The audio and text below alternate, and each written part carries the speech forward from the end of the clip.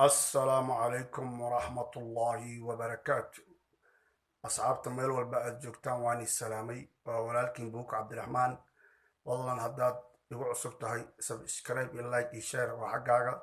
haddaa hore iila joogtana saaxiibayaal waa ku mahadsantihiin like iyo shareka ii saara waxay ii tahay dhiirigelin waxaan ka hadlayaa maanta mawduucayga uu yahay ninka la dhaho 30 malyan haysto iyo ummadda ilaahay dhibka ku hayo iyo qarannimada dhibka uu ku hayo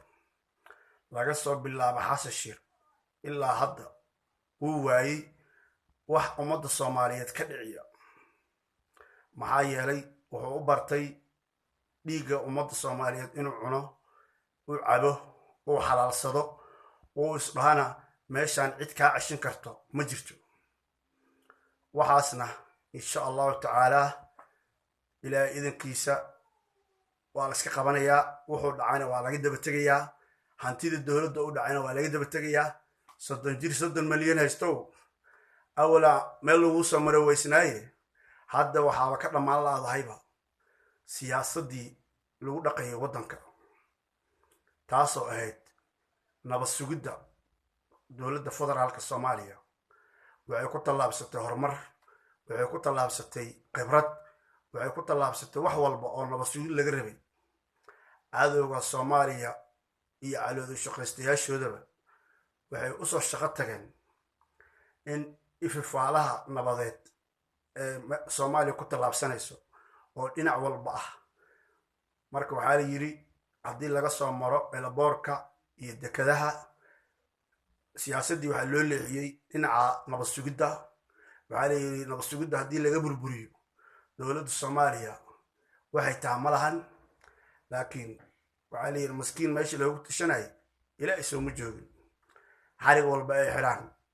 wax walba ay Soomaaliya ku sameeyaan Soomaaliya wadada qulubtooda ay fiican tahay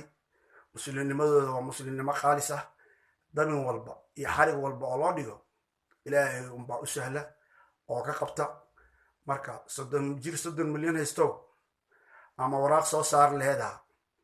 ama adoo oona jilbaha tiq qabsan leedahay waddankan dadkeedu waa nool yihiin maysa dhiman mana jiifaan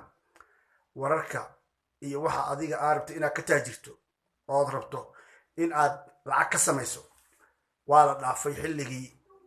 Soomaaliya lacagta laga sameyn jiray ama dadka madaxa la isku galin jiray haddaad u shaqaynayso ummad kale iyo dawlado kale saaxiib waddankan Soomaaliya baa iska leh mana laga tashanayo ama waraaq soo saar leedahay ama barooran leedahay nin walba waddankiisa asaga iska leh marka inta waddanka ka cuntay Allah kugu anfaco inta kaleetana waa loo tashanayaa waraaqda soo saartana waraaq shaqaysan maahan waddankan dad baa xukuma oo maamula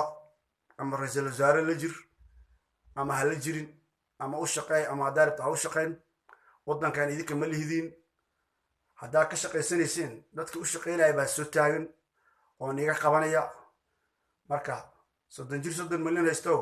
maalin amaanta ahayn baa hantidaada iyo adiga lagu xisaabin doonaa haddaa adduunka lagugu xisaabina ilaahay hortiisa lagugu xisaabinayaa iyo waxa ummadda masaakiinta gaajada haysay lagugu soo dhiiba ka cuntay ilaahay hortiisa lagugu xisaabin doonaa iyo maalinta qiyaamo dhibkaagana ilaaha naga ka qabanayo iyo caloosha shaqaystinimada iyo wixii ku soo adeegsaday ilaahay baan niga hoos galaynaa faatixada ni soo maraynaa in ilaahay naakiin qabto dhibkiina iyo qaxarkiina waxaad diidantiin adiga iyo waxa u shaqaynaysid ba horumarka Soomaaliya insha Allah tacaala ilaahay baan hoos galaynaa